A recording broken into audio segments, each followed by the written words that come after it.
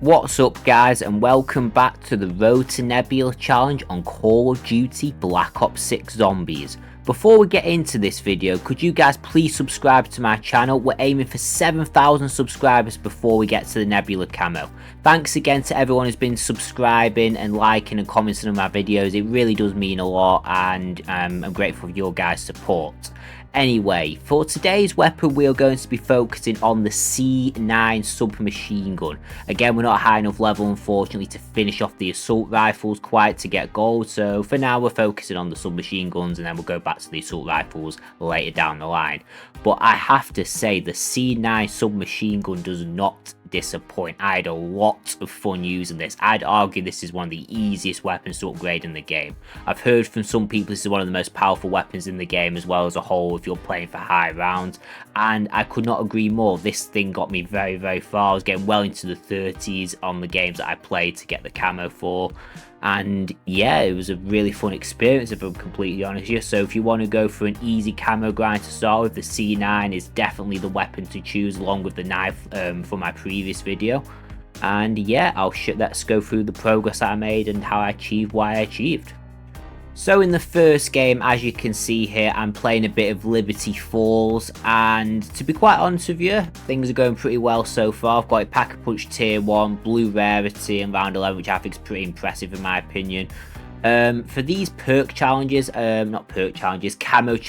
should say, I beg your pardon, I've been mainly using Frenzy's Guard as the best way to achieve it, because there's a augment where when you activate Frenzy's Guard, ammo comes out of your stock, and when you do that you could just spray at the zombies for days. If you combine that with Deadshot Daiquiri as well, it's very useful, and that is the strategy that I apply in this game and many other games that I play to get the camo. Unfortunately, however, I'll be quite honest with you, this game that I was playing here was actually one of my worst games out of the ones that I did. I'm going to show you what happened, but I wasn't too impressed with myself. I think I was pretty tired at the time of recording this first game.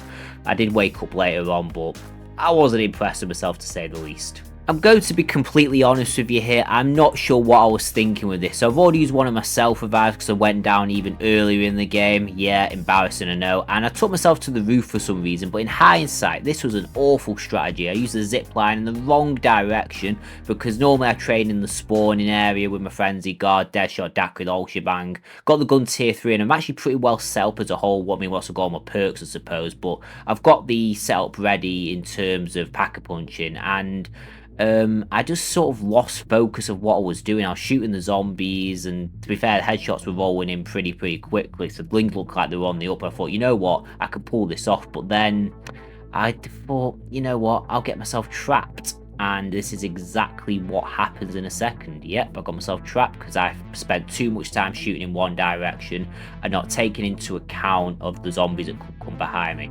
So this is my advice for you guys when doing these camo challenges. Make sure you're always aware of your surroundings, because I wasn't in this game, and as a result it resulted in my death. And I did get a fair few critical kills, but could have done a lot better, to be honest. So for my next game, I loaded up Terminus, and to be honest with you, I probably should have done this from the get-go and stuck with Terminus throughout, but to be fair, doing Liberty Falls did change up a bit, because on this particular gun there is a challenge where you have to kill parasites, and obviously when you're killing parasites, you can only kill parasites on one map, and that is on Terminus. They do not exist in Liberty Falls, it's only the vermin zombies, so yeah, it was a pretty much a waste of time to go on Liberty Falls for this camo grind anyway. I mean, it did help getting the first few headshots at the start, but nonetheless, I'm in Terminus now, and I'm going to show you how I did.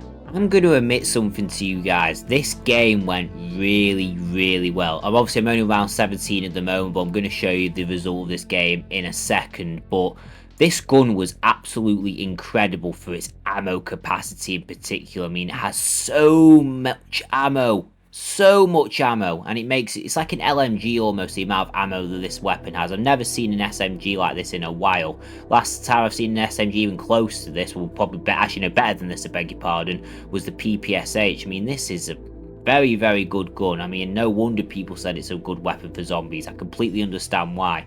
And it's made the camo experience that much more enjoyable, to be quite honest with you, because using a gun that's good and killing zombies with ease is never a bad thing. And combining this with Frenzy Guard and the Deadshot Daiquiri setup, it is an absolute pleasure, an absolute beauty to use. Honest to God, man, this is a fun time.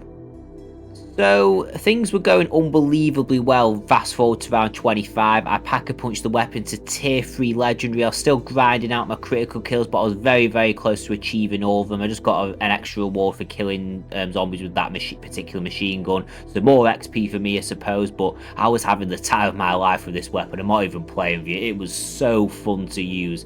Manglers were getting shredded because I had power-ups to deal with the manglers with Deadshot in terms of depleting the manglers armor and things like that. It was just an amazingly fun experience. I don't even know what to say about it, to be honest. And I actually ended up taking a break from this game because it was going on for that long. I had other stuff I needed to do and I ended up coming back to it later on, so we're not done yet.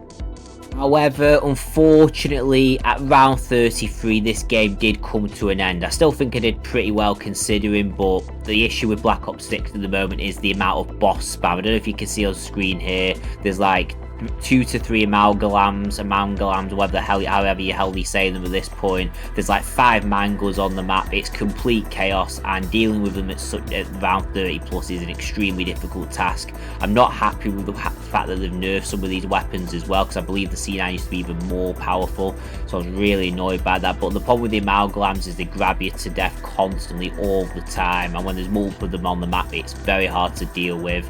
I probably should have put an ammo mod on this weapon now, looking back at it, to deal with them for its weakness. I think the weakness, I believe, if I'm correct, is dead wire, so I'm definitely going to do that for next time and for future runs where I'm doing other camos. But you know what, I'm still really proud of myself that I got to round 33, but honest to God, Terminus gets very challenging when you're not using wonder weapons.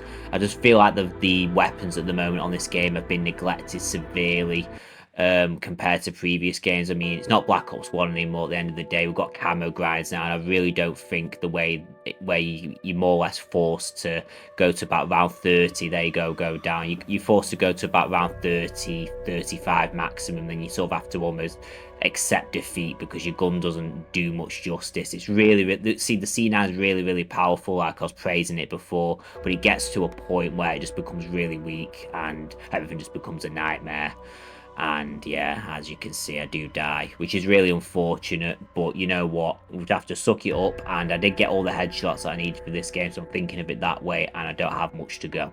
So currently I'm on my next game, and I'm focusing solely on getting the parasite kills in particular, because that's the challenge that I still had left to do at this current time. And this challenge is pretty easy, to be honest with you, because the parasite rounds past like the second or third wave of them, there's so many, there's no way you can fail this challenge. You only need to kill 30 of them. I'd argue that when you have to do things like kill vermin and parasites, they're definitely the easiest challenges in the entire game, because they're so simple to kill and they spawn in constantly throughout the game, and this challenge was no problem at all. So eventually I accomplished the parasite challenge and the other challenge that I had to complete also.